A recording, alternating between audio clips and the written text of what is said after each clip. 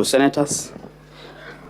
I will try to answer the questions that have been put forth on the matter of the procurement of the long-lasting mosquito nets by the various senators.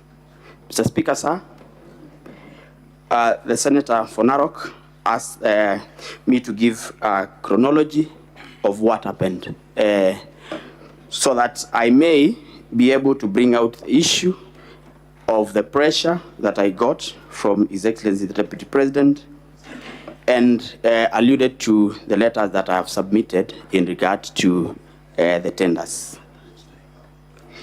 Indeed, Mr. Speaker, sir,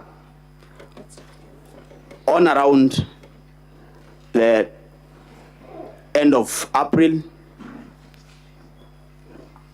the Global Fund wrote to the Kenya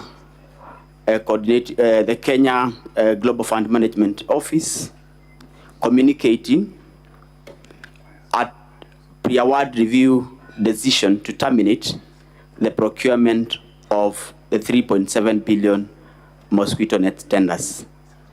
Mr. Speaker, sir, this was after the procurement had been done earlier on in February by KEMSA, and it's a usual procedure during the procurement under the Global Fund. After the evaluation of the tenders, the evaluation report is shared with the Global Fund to authenticate if full procurement procedures and law have been followed. On review, the Global Fund realized that the tender, which the evaluation committee had recommended to be awarded to one Shobika Impex Limited, had an issue. And Mr. Speaker, I will refer to the bid bond, which I shared in the documents.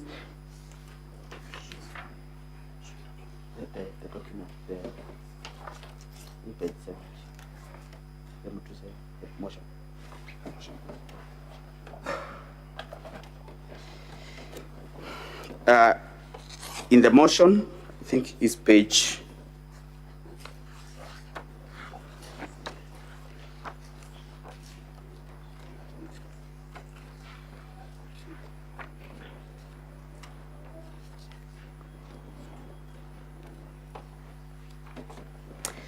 is page 76 out of 85.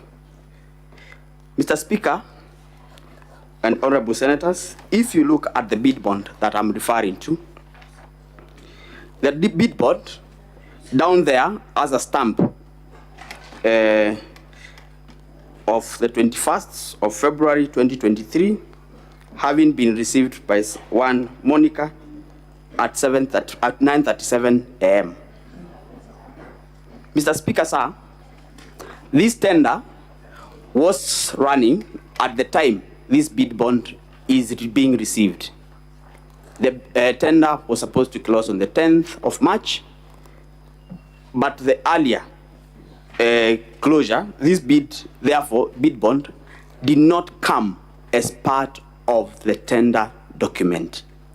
Usually, bid bonds are annexures to the tender document, and therefore, this bid bond came as an ordinary mail.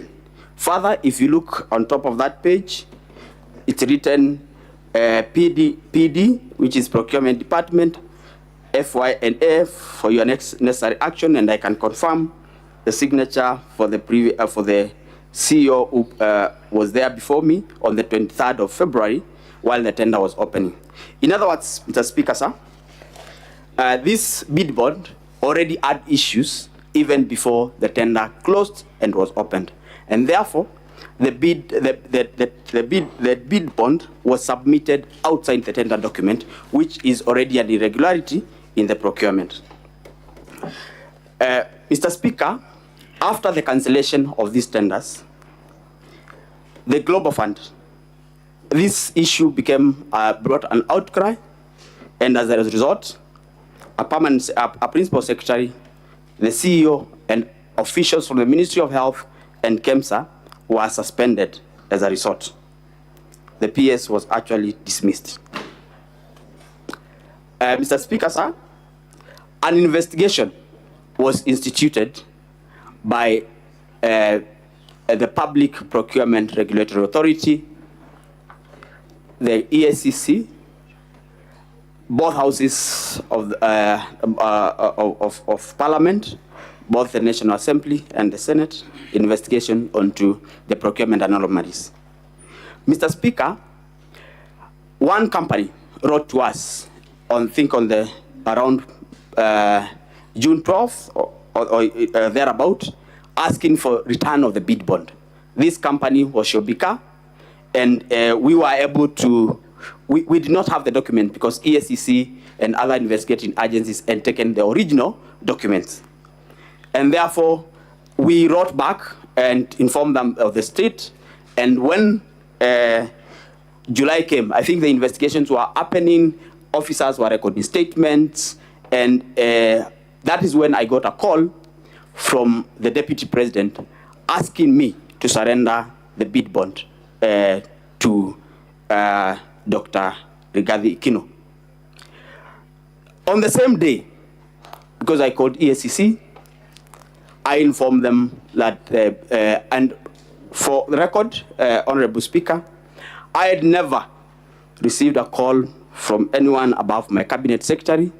This was the first time I received a call from a sitting deputy president and requesting for documents that were under investigations. Mr. Speaker, in my 15 years of public service, I had never been asked to do that.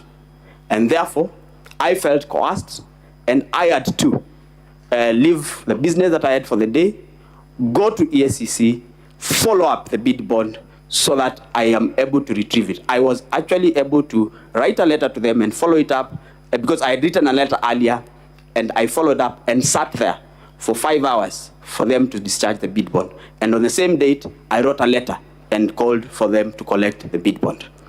I think, Mr. Speaker, that explains the conversation and the pressure that I felt as an officer serving in public service.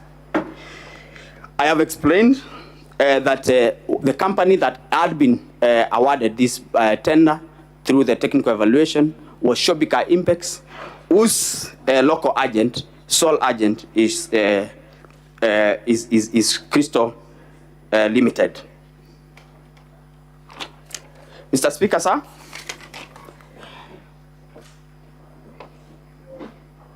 I have walked the Senate through the conversation that I had with the question asked by Honorable Dr. Boni Alwale on what transpired and how I was able to get the bid bond. Yes, beyond the financial loss, Mr. Speaker, the nets that we were supposed to buy 14 million nets under KEMSA procurement. As a result of purchasing these nets through the Global Fund WAMBO system, we could only purchase 10.2 million nets. Global Fund could only supply 10.2 million nets. That means Kenyans lost 3 million also nets as a result. Secondly, there was a delay. We were supposed to implement the distribution of nets to the public from September 2023.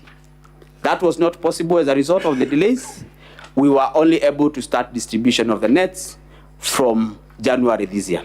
In effect, there was a loss in terms of money, there was a loss in terms of number of nets, and 3, there was a loss in terms of citizens did not enjoy the protection that they would have gotten from the nets in the time that had been envisaged.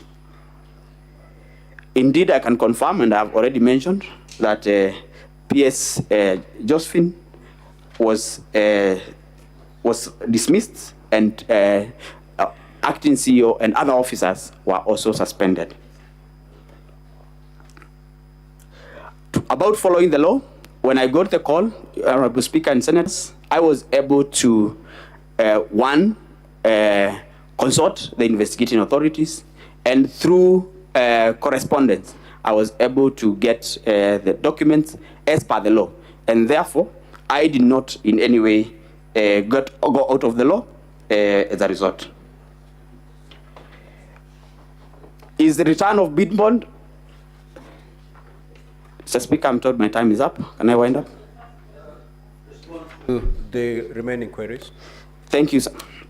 Mr. Speaker, whether return of bid bond is part of procurement, indeed return of bid bond is not part of the procurement process per se, but after the procurement process, return of bid bond is a usual procedure because people had given commitments in banks, in insurances, and therefore returning bid bonds is a procedure.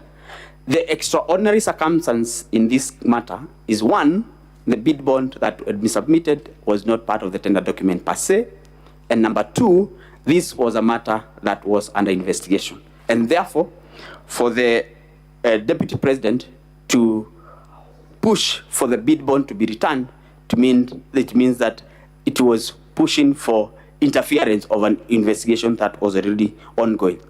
I already gave account that I had to personally go to EACC to get the document. Mr. Speaker, I submit. Thank you. This